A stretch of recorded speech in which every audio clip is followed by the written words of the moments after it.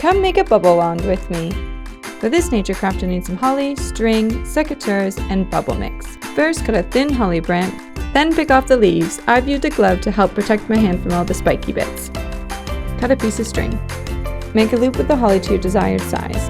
Keep a hold of where the branch intersects. Tie a knot at the point of intersection and re-bend your holly branch to make the loop. Wrap the string around the stick multiple times.